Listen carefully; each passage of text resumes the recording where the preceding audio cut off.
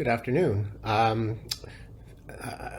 My apologies for not being able to give this presentation to you in person. I'm currently in Florence, in Italy, attending a bioremediation conference where I will be giving another talk actually later on this afternoon.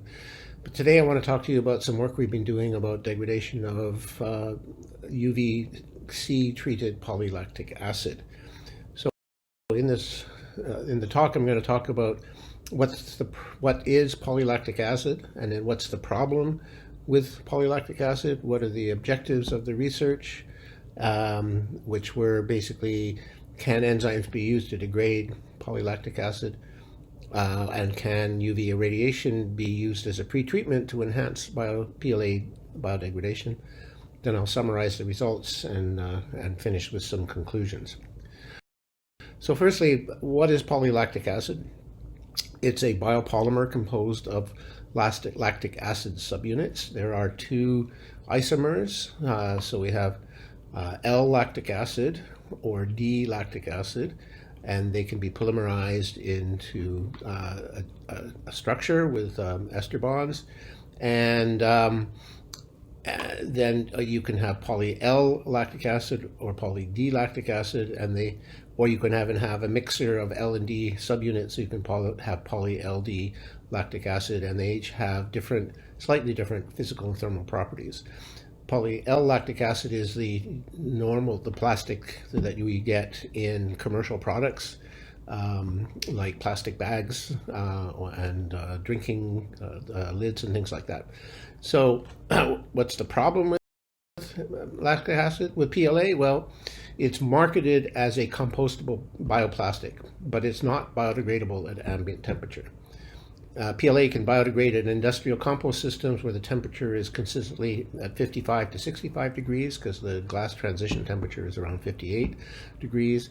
That's when the structure of the polymer becomes more randomly organized and more easily, where the bonds in the material are more easily broken down.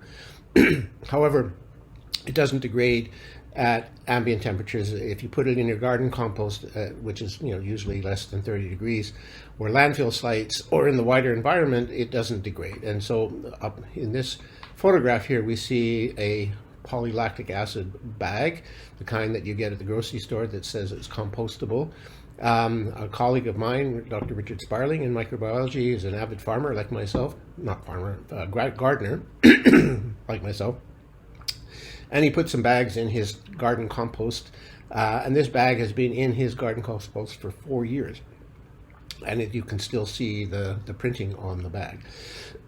So if it doesn't degrade at ambient temperatures, it could degrade because of abiotic factors such as UV exposure and light, in sunlight, or erosion, and then it'll break down into smaller particles like micro and nanoparticles, and so then the PLA becomes part of the plastic pollution problem, the global plastic pollution problem. So our objectives in our research work basically to ask, can enzymes be used to degrade PLA? And second objective was, can we use UVC irradiation as a pretreatment to enhance PLA biodegradation by the enzymes? So in the first set of experiments, we used poly-L-lactic acid, around 220 micron thick films. It had low crystallinity, around less than 1%, which we refer to as amorphous PLA.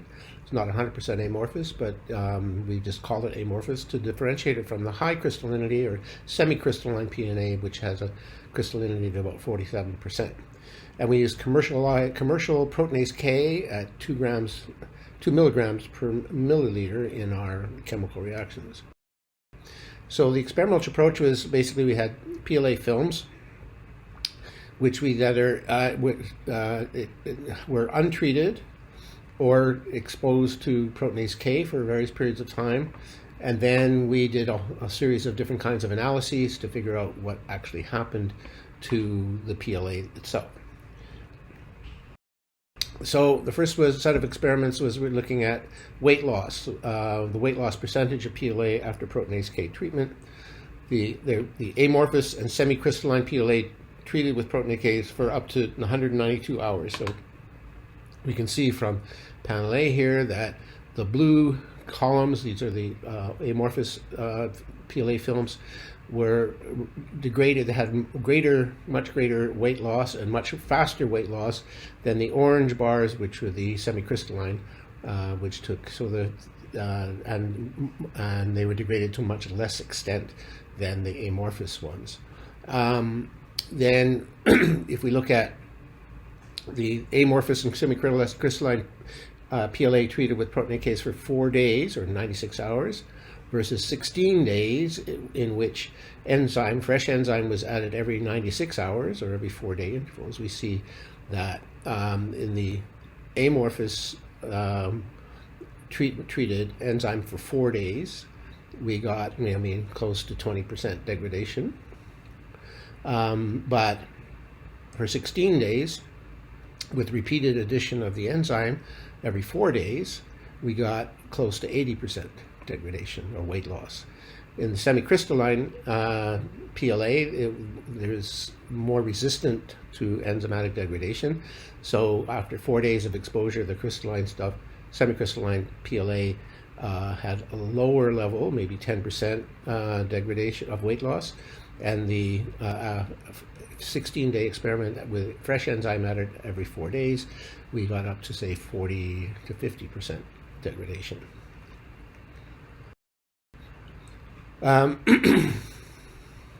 So PLA is made up of lactic acid subunits, and when the enzyme is cleaving the ester bonds, it releases lactic acid as the subunits, and lactic acid is an acid, so it can change the pH. So we see here that with the amorphous semicrystalline PLA treated with ProK for up to 92 hours, we see a rapid increase in lactic acid concentration in sort of millimoles per milliliter or moles per liter. By 10 to 12 hours, we have quite a lot released, and then it sort of stabilizes after that. Whereas with the semicrystalline PLA, it took much longer for the lactic acid monomers to be released, and it was increased at a much slower rate and achieved a much lower concentration. Now, if in the experiment where we had the amorphous and semicrystalline PLA treated with ProK for 4 days at 96 hours, or 16 days with fresh enzyme added every 96 hours, we can see that the amorphous material subjected to ProK for 4 days released quite a lot of lactic acid. But the 16-day experiment with fresh enzyme added every 4 days was quite a bit less, right? And so the semicrystalline was much slower, but much less release of lactic acid in the 4-day experiment, and even less in the 16-day experiment. And this is probably because the release is fairly quick, and then once you've reached it, it's sort of after 10 or 12 hours, it stabilizes and you don't release any more. We look at the pH change. As we said, lactic acid itself is an acid, so it results in a drop in the pH. But within 24 hours, the amorphous treated material, the pH of the reaction dropped fairly quickly from around 8.2 to around 4.6 or so, whereas the semicrystalline PLA took a lot longer for the lactic acid monomers to be released, and so the pH drop was much slower and did not reach the same level as the amorphous. We then looked at the structure of the PLA after ProK treatment. This was done in 2 ways. We looked at by differential scanning calorimetry in panel A, or by X-ray diffraction in panel B, and you can see that there is really not much change. There's a slight increase in the crystallinity of the amorphous PLA treated with Proteinase K by about 12 hours, but then it doesn't really change, and it's certainly much lower than the crystallinity of the semicrystalline, which is pretty stable throughout the entire reaction. And that's by DSC, and by XRD, basically it supports the observations of the DSC. We get the same thing, but amorphous PLA crystallinity remains very low, and whereas the crystalline, well, it increases a little bit, but remains low compared to the semicrystalline, which increases and then remains fairly constant throughout the experiment. So for the second objective, can UVC or irradiation, that is at 254 nanometers, can this be used as a pre-treatment to enhance PLA degradation? So in this experiment, we had PLA films that were either untreated or exposed to UV light, UV lamp, 254 nanometer UV lamp, and then subsequently treated with Proteinase K, and then we did all kinds of analysis to see what the effects would be. So the first set of data, the weight loss of the PLA films after UVC treatment for 37 degrees for 24 hours. In the controls with PLA with no UV treatment, or PLA with UV treated, or PLA in water UV treated, the weight loss was negligible. In experiments where the PLA was only treated with Proteinase K and not UV treated, we got fairly high percentage, up to 12% weight loss. In PLA in the air and then UV treated and ProK, and then treated with ProK, we get a slight increase in the weight loss, maybe up to 13.5 or 14%. And then PLA in water and then UV treated, and then subsequently then treated with Proteinase K, we got less weight loss.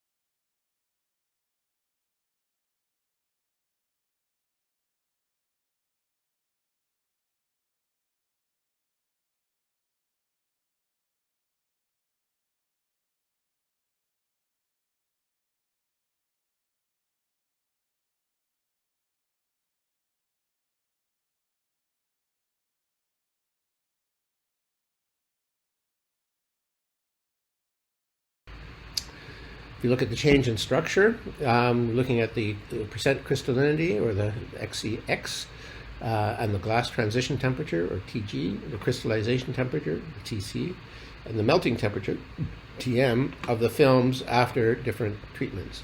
This is determined by DSC, differential scanning colorimetry. If we just have PLA not treated,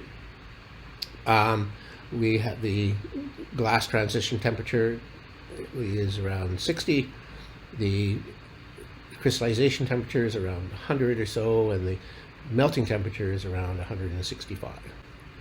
If we have the PLA in air and treat it with UV, we see an increase in the crystallinity, but not much of a change in the glass transition temperature or the crystallization temperature, maybe a slight decrease, but not significant in the TM, melting temperature. If we have PLA that's treated only with Proteinase K but not UV, we see a significantly greater increase in crystallinity compared to the untreated, or even the UV treated only, with a slight increase in glass transition temperature, no change in the crystallization temperature, but an increase in the melting temperature. If you have PLA in air exposed to UV irradiation followed by ProK, again we see a big increase in crystallinity compared to the control, but a lower, slightly, not much different, but slightly different glass transition temperature not much change in the crystallization temperature and a slightly lower melting temperature. And then the same thing with the PLA in water, UV treated followed by ProK, very similar to the PLA in air. So this data, the data we just saw in the graph is basically seen in this chart here, and you can see that the untreated PLA in this case, the amorphous is, well, the crystallinity is quite low, it's about 4%. But if you treat it with UV light, it goes up to around 7%. If you treat it with ProK alone, it goes up to around 11 to 12%. Whereas if you have UV pre-treated in air and then ProK, or UV pre-treated in water followed by ProK, it's around 9.7 or so, 9 to 10. So definitely changes in that. Now, interestingly though, when we look at the change in the molecular mass, on the percent change of molecular mass of the PLA films after different treatments, this is determined by intrinsic viscometry, we see that there's a significant drop in the molecular weight, in the molecular mass. So this is the weight average molecular weight. So the untreated PLA has a molecular mass of around 200,000, but there's a significant drop around if you have PLA in air that's treated with UV only, an even greater drop if the PLA in air that's without UV but with ProK only, the molecular weight drops even more. PLA in air UV treated with ProK, it's slightly more than the PLA only treated with ProK, but not significantly different. And same with the PLA in water, UV treated followed by ProK, or PLA in water with UV but no protein. So, but all of these treatments were significantly different, have significantly smaller or lower molecular weight average molecular mass than the untreated PLA. And we can look at the orange line really is the percent change, right? So the difference between the untreated PLA and PLA in air is around 75%, and then we can get up almost to 90% with PLA in air with no but just Proteinase K. You get a 90% drop in the molecular weight, and then the rest of it is not significantly different across the other treatments. When you look at the surface of these PLA films by electron microscopy, scanning electron microscopy, we see that the untreated PLA is very, very smooth. PLA in air treated by UV only, we've got lots of some holes and changes in the surface structure. Or PLA in air not treated with UV but treated with ProK, very similar to the PLA in air with UV treatment only. However, when we look at the PLA in air with UV treated followed by ProK, or PLA in water treated with UV and then followed by ProK, we see much greater degradation of the surface, many more holes, deeper holes, assuming that in this case that the enzyme is penetrating deeper into the surface of the polymer. So to summarize the results, we can say that ProK can degrade PLA with low crystallinity or with higher crystallinity at 37 degrees. PLA with low crystallinity is degraded faster and to a greater extent than PLA with higher crystallinity. And ProK with PLA releases ProK degradation of PLA releases lactic acid monomers, which results in a decrease in pH. And the ProK degradation of PLA appears to result in an in the crystallinity. Sorry, the ProK degradation of PLA results in an increase in crystallinity of amorphous PLA, but does not significantly change the crystallinity of the semi-crystalline PLA. And then results of the second objective really is the PLA that is pre-treated with UVC in water is degraded to a greater extent than PLA irradiated by UVC in air, although the change in pH was not significantly different. The PLA treated with ProK alone or pre-treated with UVC followed by ProK treatment results in an increase in crystallinity compared to untreated PLA. And the PLA treated with ProK alone or with or PLA treated with UVC followed by ProK treatment results in a significant decrease in the weight, average molecular weight, compared to untreated PLA or PLA treated with UVC only. So, what does this mean? Basically, ProK alone or ProK after UVC, irradiation can degrade PLA, resulting in weight loss. ProK alone or UVC irradiation alone can result in a decreased weight, average molecular weight of the films, with an increase in crystallinity of the films. These data suggest that while the PLA degradation can be enhanced by a combination of UVC irradiation and enzymatic treatment, however, these treatments do not greatly increase the overall biodegradability of the films. So essentially, our conclusion is that UVC does not really, cannot really be used as a tool to enhance the biodegradation of PLA at temperatures that are less than 55 degrees, or less than the glass transition temperature.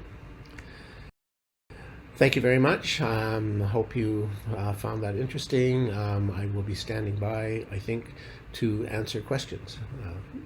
Thank you very much. Bye for now.